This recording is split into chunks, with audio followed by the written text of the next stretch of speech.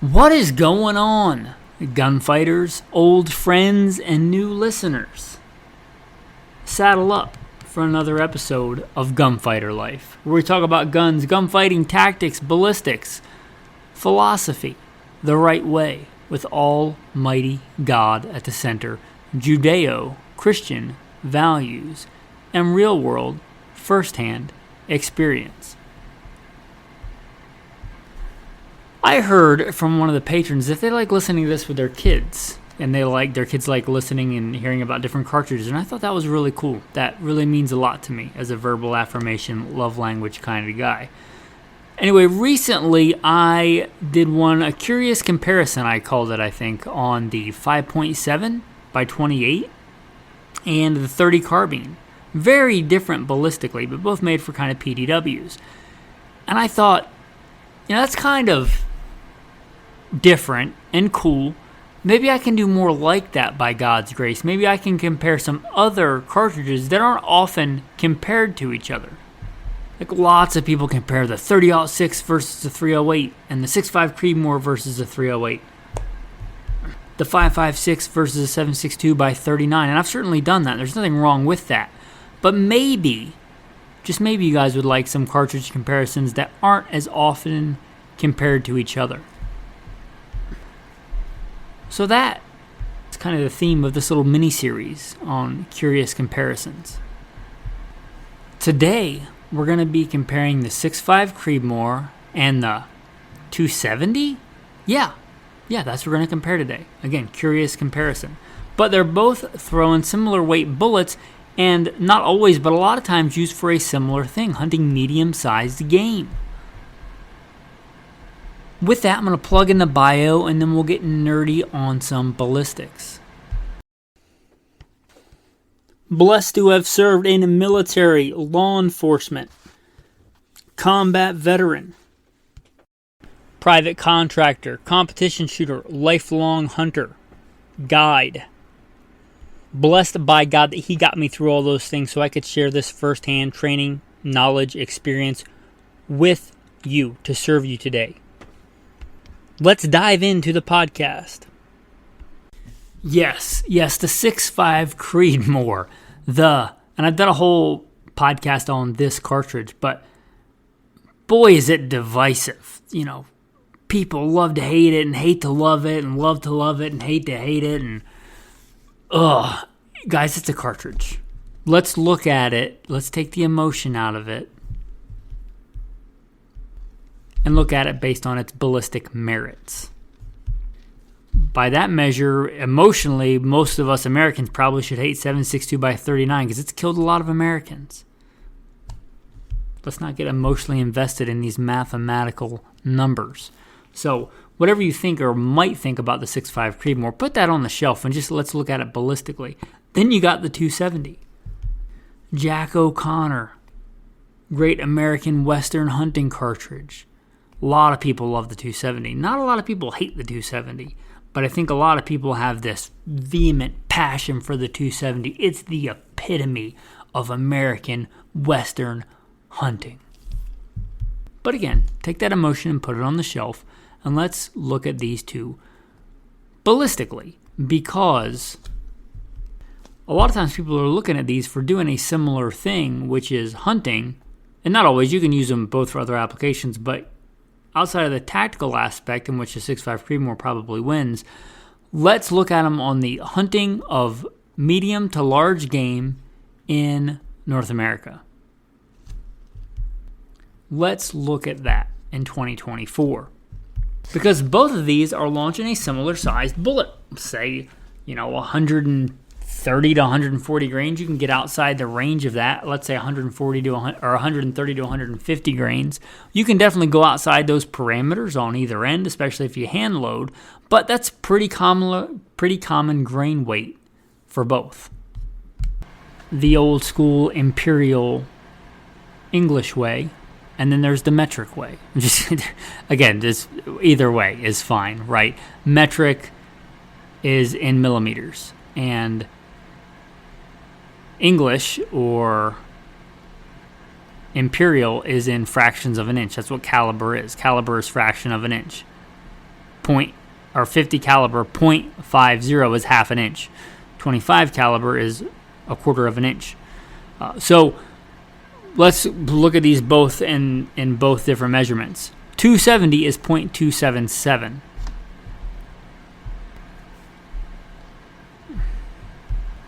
Of an inch, and 6.5 is .264, .260, let's say .264. You're talking 26 versus 27 caliber. That's pretty close, right? If we look at it in metric, like the 6.8 Western is not the same cartridge, but it's also a .277 diameter bullet. So you're looking at a 6.5 millimeter versus a 6.8 millimeter. 0.3 of a millimeter. Okay, so they're pretty close. Let's just say for frontal diameter's sake and for, the circumference of the round, there's not a lot of difference there. Obviously, the 270 is a little bit bigger, and we're talking a little bit. So just so you get that. I think one of the big practical differences in these two cartridges, one's a short action and one is a long action. Both are actually neck down versions of other cartridges. But one's a neck down version of a short action, which would be the 6.5 Creedmoor is a neck down 30 Thompson center, which is kind of a dead flop of a cartridge. But the 6.5 Creedmoor actually outdid its parent cartridge by a lot. So it's a neck down 30 Thompson center. The 270 is a neck down 30-06, and it is a long action cartridge. So you have the difference between long and short action. Now, I think this is a lot of overplayed. Is there a little bit of difference? If you're going for an ultra light rifle, yeah, a shorter action is going to be a little bit lighter. I don't know that you're really going to notice a difference. I like light rifles. I like light, handy mountain rifles. I really do. But even me, you're talking a pretty minimal. But it's a real thing, long action versus short action. You're also talking about it takes a longer bolt throw to feed a new cartridge. That's a real thing. Minimal, but it's there. And this may vary depending on the action of manufacturer to manufacturer. Like, I don't know that a Remington Model 700 short action is exactly the same as a Winchester Model 70 short action, but the difference is 2.3 inches versus 2.8 inches for a short action versus a long action. So you've got the weight of the action and the bolt itself, and you have the distance in which that bolt has to travel. Does that matter if we're talking about a hunting context? Maybe a little bit in weight, maybe a little bit in shot-to-shot time, but really minimal. Why then the long action? Well, the long action is a bigger, let's say, powder reservoir. It's a bigger container that holds more powder. How much more? Well, it's a little bit more. Let's look at some loads that I pulled up. I'm not sponsored by Midway USA. I know some podcasts and channels and stuff are. I don't take sponsors on this show, but Midway is usually my go-to if I'm looking for, something like this. So I wanted to compare apples to apples. I went to Midway and I pulled up some common loadings. So let's look at those. How about a Remington core lock? A Remington core lock in a 270, that's a pretty classic load. 130 grain Remington core lock. Been hunting for decades. That 130 grain Remington core lock. It's a good, well-proven load. It's launching a 130 grain bullet at over 3,000 feet a second, 30-60 per this data. That's going to vary on your rifle and your many things, humidity that day. But for these rough numbers, right, you're talking 130 grains at 30-60 out of the 270. Remington has a core lock in the 6.5 Creedmoor, 129 grains. All right, we're talking 1 grain of difference, 1 grain lighter. 129 grain Remington core lock. This is a tipped, but that shouldn't make much difference for the muzzle velocity numbers here. So for this, we're looking at a 6.5 Creedmoor, 129 grains versus the 130 grain. We're talking 1 grain of difference. And we're talking 29.45 feet per second. a little bit under 3,000. The other one's a little bit over 3,000. That's fairly surprising. It's a little bit less. Not a lot less. A little bit, though. Now let's step up to the 140 grain. That's pretty common in both. Now the 270, just pick a different brand here, Hornady American Whitetail, which is it's a newer but a pretty common load of what I would call a Walmart load. You might find this very low there. Hornady American Whitetail, 270 Winchester, 140 grain bullet. And again, these are numbers from Midway USA. We're looking at 140 grain from the 270 at $29.40. Now, Hornady also lists a load for the 6.5 Creedmoor on 140 grain. Now, this is a match bullet, but we're not comparing accuracy. We're comparing velocity. So, same manufacturer, same grain weight, different cartridge. This time, the 6.5 Creedmoor and 140 grain. And this is a pretty common loading for 6.5 Creedmoor is 140 grain ELD match. Kind of one of the go-to target loads. But we're just getting velocity comparison numbers here. So 140 grain at 27.10. The other one was 29 and change. 200 feet a second less. That's a little bit less. That's something to consider. I don't know whether I would consider that marginal or I would consider that significant. What I would say is that shot placement and bullet construction are going to be way more important than those 200 feet a second, but that's a real 200 feet a second. And none of this is perfect. You could cherry pick and probably find one load and one caliber that's really outstanding, and you should do that. But we're trying to get a rough idea here. So the ballistic numbers, although these cartridges, one was designed in 1925, the 270, great American cartridge for Western hunting. One came out in 2006 or 2007, way earlier. A spring chicken by comparison for ultra long range target shooting in competition. But they're not as ballistically dissimilar for practical real world field applications as you might first think. If you take all the hype and all the tradition and all the other stuff and put it on the table and just look at raw numbers. Another thing is how popular the 6.5 Creedmoor has become as of recently and how popular the 270 has been for a long time. But again, looking at Midway USA, and again, just because that's generally who I go to. They're not a sponsor of the show. But I looked up ammunition in both those calibers, and one was 111 and one was 102. That's for loads that popped up in their search engine. But 102, 111, again, that's pretty close, marginal difference. So, what's the deal here? What's the real difference? Well, what's important to you, right? Both of these will and have killed deer. Both of these will and have killed elk. Yeah, I know the 6.5 Creedmoor will do fine for elk.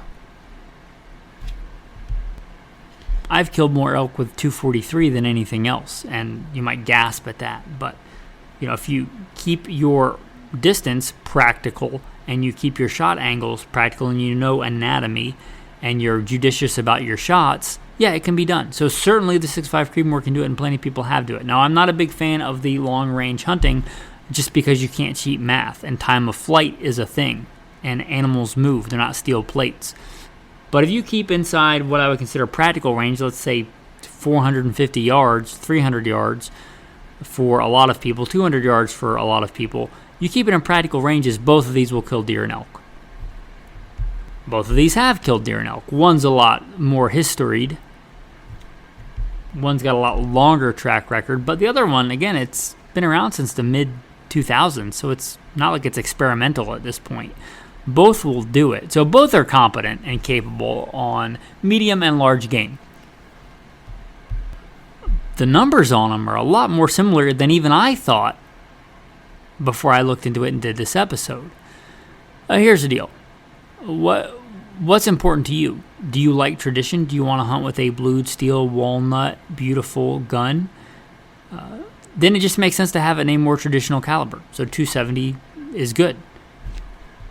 Do you care about, peak efficiency? Because the 6.5 Creedmoor is a more efficient cartridge. It gets pretty close numbers with less powder.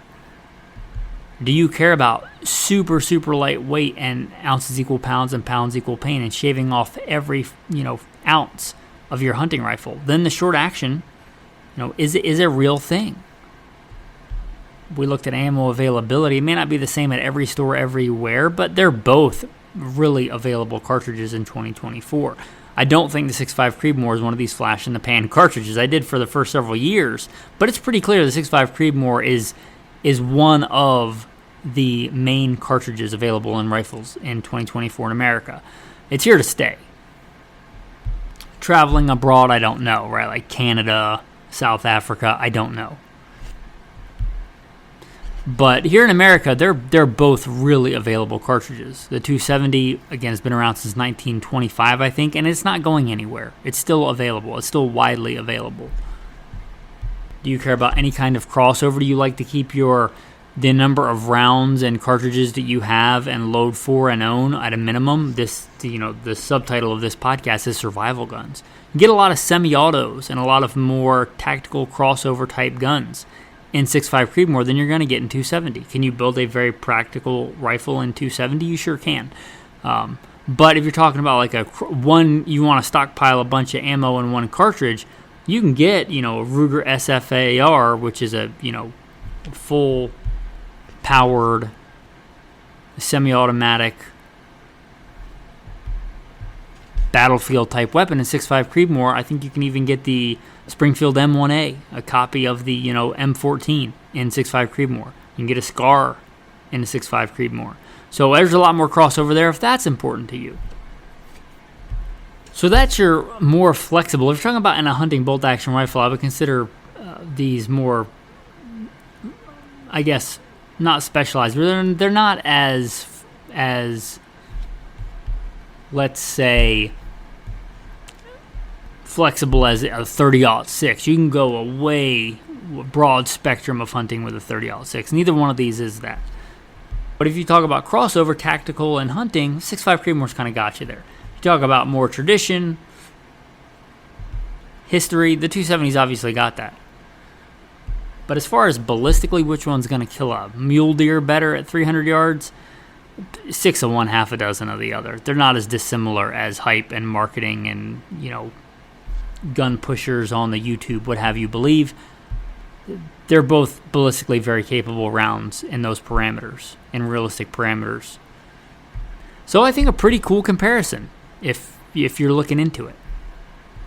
And actually, if you're trying to decide between these two, the actual ballistics probably isn't even going to be your deciding factor. It's probably going to be either tradition or crossover or short action versus long action. One of those things is probably going to be the deciding factor, not the ballistics, but surprisingly, even for me, they're more similar than I thought. And again, you start hand loading and doing stuff, and you can do a lot with that. And, you could justify your own choice ballistically if you really try to. But if you try to compare apples to apples and keep it fairly similar, factory loads, similar grain weights, again, they're pretty similar. And I guess that's the big takeaway for me and maybe for you on this episode. Hopefully you like this episode of Curious Comparisons. Your tactical tip of the day. We talked a lot about hunting. Don't do this now that you've heard this, if you can help it. Don't shoot a bunch of rounds and, let's say shoot 10, 15 rounds to your hunting rifle and get it sighted in and then put it away and then clean it and put it away and think, oh, it's good for hunting season. That barrel, when you just shot it, was warm and dirty. What you should do once you get it, there's a couple of different things you can do, but more realistically, what's more practical for hunting is shoot it. If you think it's dirty enough it needs to be cleaned, then clean it. Shoot it once more to foul the bore. Then wait till the next time you go to the range when the barrel is cool and dirty, meaning fouled with residue, and then shoot it and make sure that then it's sighted in, because it may shoot drastically different on a cold bore than it will if you shot 15 rounds to a light profile hunting barrel and then put it away. Or if you just have to keep it oiled, then find out what that dope is, the data obtained by previous engagements, by waiting till the next time you go to the range and then shoot it through a clean, lightly oiled bore. Because again, your data may be, your point of aim, point of impact may be way different than what you shot it in, 15 rounds to a hot, dirty barrel. So just a tactical tip there, and hopefully a very practical tip. And with that, your tactical verse of the day. From the book of Romans, chapter 6. Don't you know that when you offer yourself to someone as obedient slaves, you are slaves to the one you obey, whether you are slaves to sin, which leads to death, or to obedience, which leads to righteousness? And this is me interjecting. I don't want you men to live as slaves. I want you to be free. Free from sin. Whom the Son sets free is free indeed. You shall know the truth, and the truth shall make you free. Live free, and the only way you can do that is in Christ. With that, thanks for listening, and have a blessed day.